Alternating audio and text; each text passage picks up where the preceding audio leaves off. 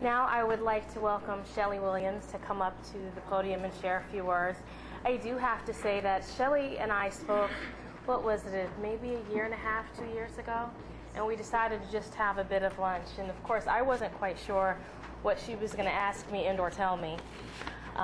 But what we did know when we sat down was that we agreed that more of Herb needed to be seen, and Herb, his life, his work, and his art needed to be celebrated. So it really is, as your gracious idea and wonderful vision, that we're all here today. So without any further ado.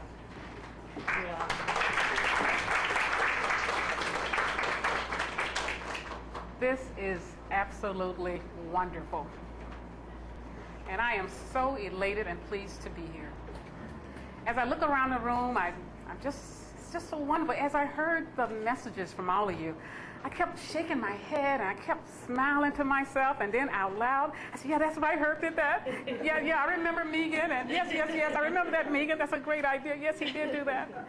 And I can remember, I think I attended pretty much every exhibition that the gallery had. And I remember the days remember the reception, when we had to do the reception? I had to do the reception. We had to mop? You know, it is so wonderful to remember. And you have brought so many memories this day, this evening. And as I look out around the room at faces 35 years ago, wow, time goes way, way back. And it's so wonderful to see all of you. I'm so happy. I'm so pleased. I was thinking about, now, what would Herb say? You know, how Herb always promoted other people's works. He would say, no, don't do an exhibition of me. Let's do Jack. Let's do Dave. He would call the names of some other artists. But I feel that once we were able to get him to say yes and do it, oh, he would be so pleased with what you have done this day. And it's so beautiful. As I was walking around looking at artwork, the kids say, hey, Mom, was that in the living room? And wasn't that in the dining room? And wasn't that over by the piano? I said, isn't it nice to see it out of context? He would be amazingly pleased. I am so happy for this day and what the gallery, the Community Folk Arts Center, has done.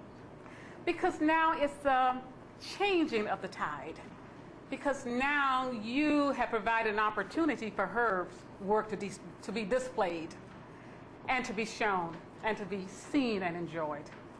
And the etchings, I don't know if very many people have seen those because those weren't not in our household hanging. He had those put away.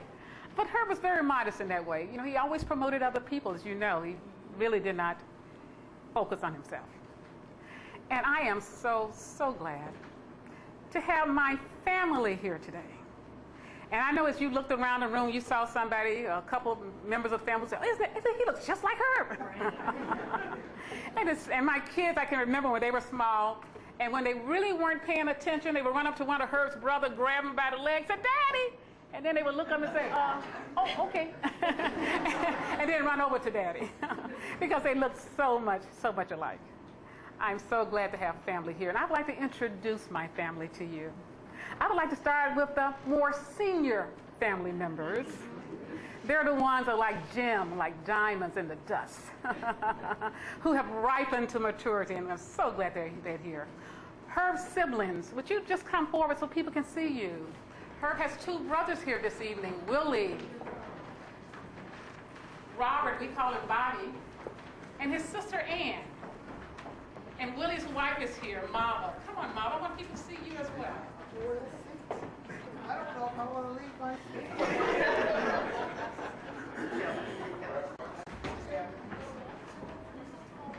And Herb has one other brother who was not able to come, Eddie, and one other sister, Mildred, who was not able to come.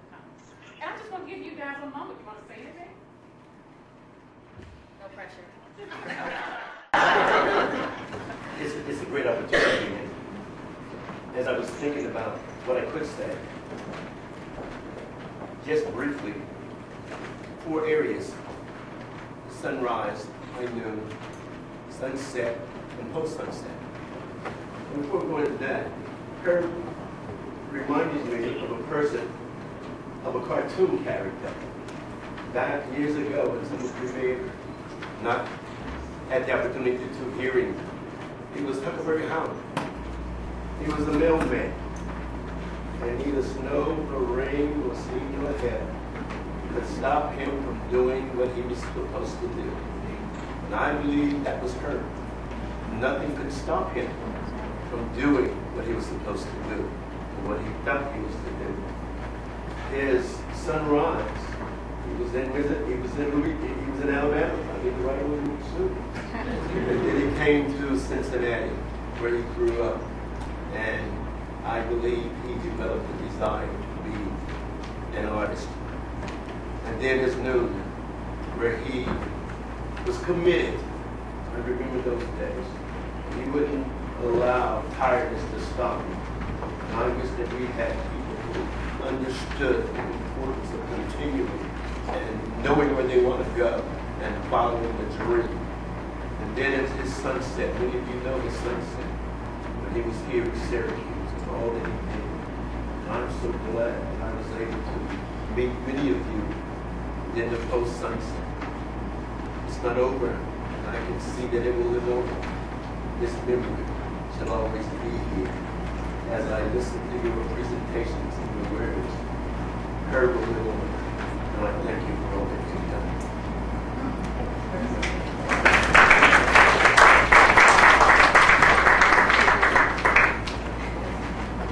I want to introduce our children. Three of them, Zenaria, Kiana, and Herbert T. Lubin. Please come forward.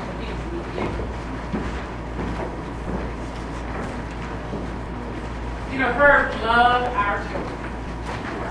Oh my goodness. You know, parents love their children, we all know it, but Herb was especially loving of his children. He would have been so pleased. Zenaria has become a medical doctor, oculoplastic and reconstructive surgery, and she will start her new position at Mount Sinai September 15th. Kiana has started her own law firm and just recently passed the patent bar. We're really pleased about that.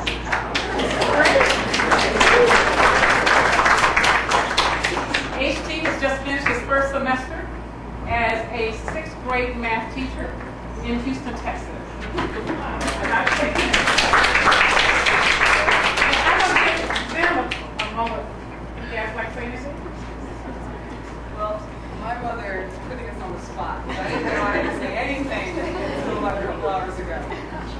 So, having heard all the words from Kelly and Megan and Gina, and it is a real honor to be here. I wrote some notes on an old napkin that I'm going to refer to, but I remember all the things that you guys have talked about. This reception. I remember meeting Angela Davis, the senator, being there for the receptions and the classes. But I think that I and my brother and sister also had a little different perspective and a little different angle on the gallery. There's more of like a dread.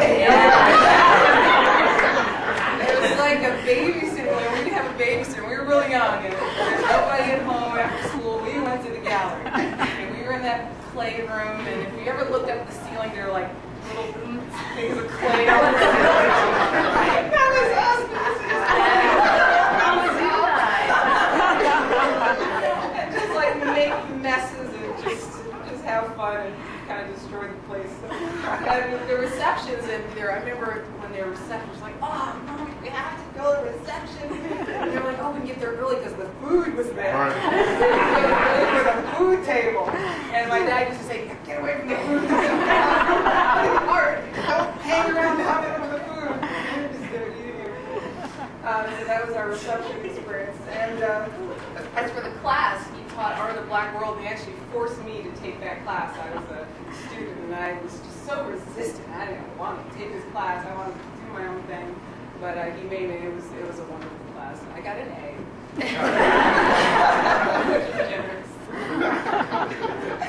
She earned it. You know your father. So those are the things that I remember at the gallery. But I mean, I do, of course, recognize the impact it had on Syracuse, the community, and the university. I'm very proud to